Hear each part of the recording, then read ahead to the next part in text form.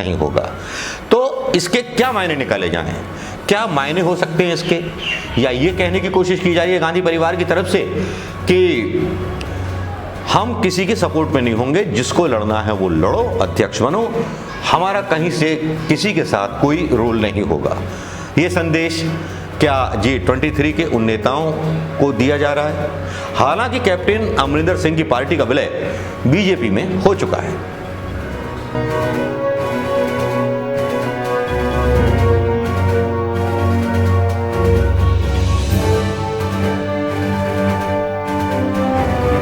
तीन खबरें हैं और तीनों खबरों की चर्चा पूरे देश में हो रही है। पहली खबर राहुल गांधी से जुड़ी हुई, दूसरी खबर चीते से है और तीसरी खबर लंपी वायरस से मारी जा रही गायों के बारे में। पब्लिक किस तरह से सोच रही है, क्या सोच रही है, ये आकलन आज मैं डालने जा रहा हूं आपके बीच।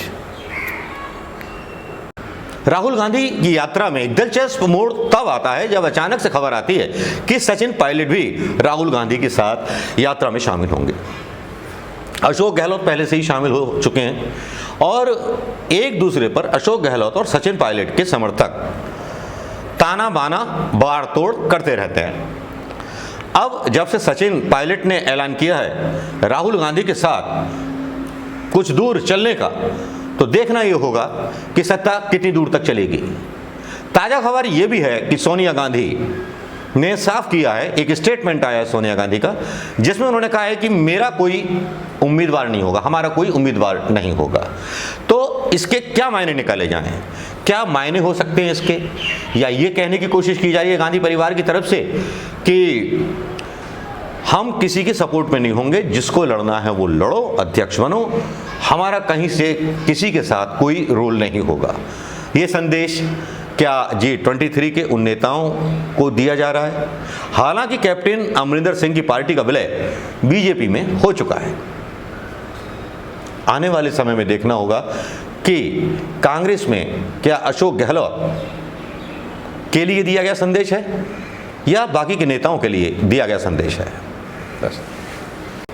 दोस्तों नमस्कार, मैं हूं इस वक्त उत्तर प्रदेश में और उत्तर प्रदेश में ये देखने के लिए कि जिस तरह से केरल में राहुल गांधी की यात्रा चल रही है, जिसकी चर्चाएं टीवी पर भी हो रही हैं और सोशल मीडिया पर भी हो रही हैं। हालांकि राहुल के कई वीडियो वायरल हो चुके हैं, चाहे वो केरल में सीप नौका चला रहे हों, वीडियो वायरल हुआ, काफ़ी चर्चा हुई उसकी, और मतलब यूपी के बाहर के लोग मतलब लगता है उन्हें अंदाजा कि केरल की यात्रा दिल्ली तक आते आते या यूपी के किनारे किनारे, क्योंकि बुलंदशहर से होके ये यात्रा गुजरनी है, तो हो सकता है कि यहाँ बहुत कुछ चीज़ें हमें देखने को मिले।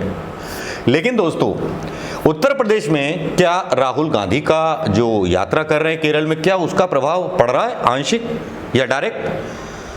अगर भारतीय जनता पार्टी की तरफ और उनके नेताओं का रिएक्शन अगर देखें तो सीधे सीधे लगेगा कि कुछ परेशान है भाजपा। भाजपा के नेता बलवीर पुंज का एक आर्टिकल मैं कल देख रहा था यहाँ के लोकल इस समाचार में, तो उन्होंने पूरे राहुल गांधी की यात्रा का विजन ही खारिज करने की कोशिश की, लेकिन साथ में टिप्पणी भी की कि हो सकता है कि ये यात्रा भारतीय जनता पार्टी के लिए एक बड़ा खतरा साबित हो। 3-4 और हेडलाइंस और संपादकीय थे, वो सारे राहुल गांधी की यात्रा को लेकर के थे और सारे ऐसे नेताओं के थे जो कांग्रेस की विचारधारा को पसंद नहीं करते। जाहिर बात है आरएसएस के लोग होंगे। लेकिन उत्तर प्रदेश का आदमी क्या सोचता है? उत्तर प्रदेश में घुसिए आप, उत्तर प्रदेश में बस एक ही है, योगी योगी योगी। लोग यहाँ पर चर्चा करते हैं, कुछ चर्चा कुछ चौराहों पर सुनने को मिलती है कि चीते चीते आए, चीते दिखाए, ये दिखाए, इतनी गाय मर रही हैं लंपी वायरस से ग्रसित होकर के, उन पर कोई प्रोग्राम नहीं कर रहा, झूठे चैनल वाले झूठी बातें फैलाते हैं। ये वो पब्लिक कह रही है जो पब्लिक लोअर मिडिल क्लास है। कुछ लोगों को राशन मिलना 1 महीने का पहले था, बंद हो गया। कुछ जाली काम भी हो रहे थे राशन के पीछे, जो सरकार ने कदम उठाए, तो हो सकता है कि उसका प्रभाव आगे देखने को मिले। लेकिन हाँ, मैं बात कर रहा था राहुल गांधी की। जब राहुल गांधी की यात्रा का जिक्र उन लोगों से करते हैं जिनका टीवी से कोई दूर दूर तक का नाता नहीं है, सोशल मीडिया से भी दूर दूर तक का नाता नहीं है, यहाँ पर कांग्रेस का संगठन थोड़ा फिसड्डी साबित होता है। उत्तर प्रदेश के अंदर जिस तरह का प्रचार प्रसार सोशल मीडिया पर राहुल गांधी की यात्रा को मिल रहा है, जमीनी स्तर पर जो कांग्रेस का संगठन है पहले तो जमीनी स्तर पर कांग्रेस का संगठन है ही नहीं। जो लोग पद लिए हुए बैठे हैं, बस उनके पास सूचनाएं आ जाती हैं। लखनऊ में एक मीटिंग हो जाती है कि मीटिंग है, चलिए साहब, तो जिला अध्यक्ष या पीसीसी मेंबर्स वहां इकट्ठे होते हैं, सारी चीज हो जाती है।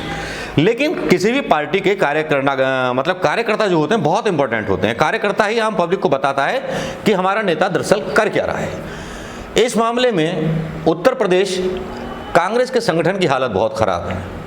कुछ लोग हैं जो प्रियंका गांधी और गांधी परिवार के आसपास अपना फन मार करके बैठे हुए हैं और उनके आगे वो नेता देखना नहीं चाहते या उन्हें सच बताया नहीं जाता।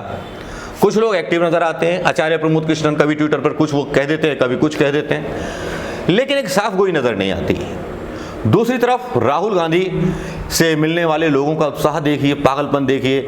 ऐसा लगता है कि जैसे केरल में वो एक स्टार बन चुके हैं। और अभी तो शुरुआत है। लोगों से पूछो तो लोग राहुल गांधी की यात्रा के बारे में कम जानते हैं। जो टीवी देखते हैं वो यूपी वाले लोग बोलते हैं, हाँ साहब केरल में कर रहे हैं, यहाँ से यात्रा शुरू करनी चाहिए थी, अयोध्या से यात्रा शुरू करनी चाहिए थी, या कांग्रेस की प्रियंका गांधी को यहाँ से यात्रा शुरू करनी चाहिए थी, 4 जगह से यात्रा शुरू होनी चाहिए थी। जितने लोग उतनी बातें, लेकिन सोचना तो कांग्रेस को है। अब चलिए एनालिसिस करते हैं यहाँ के नेताओं के रिएक्शन। यहाँ के नेताओं के जो रिएक्शन है बीजेपी के, वो थोड़े और ज़्यादा भगवाधारी होते जा रहे हैं। यहाँ पर भगवाकरण की ब्यार को पहले से तैयार किया जा रहा है कि किस तरह से राहुल गांधी की जो यात्रा है, भारत जोड़ो यात्रा, उसको कैसे उसका तोड़ निकाला जाए भारतीय जनता पार्टी के माथे पर और नेताओं पर। और खास तौर पर उत्तर प्रदेश के भाजपा नेताओं ने भारत जोड़ो की तोड़ खोजनी शुरू कर दी है। नमस्कार दोस्तों, आज के लिए बस इतना ही।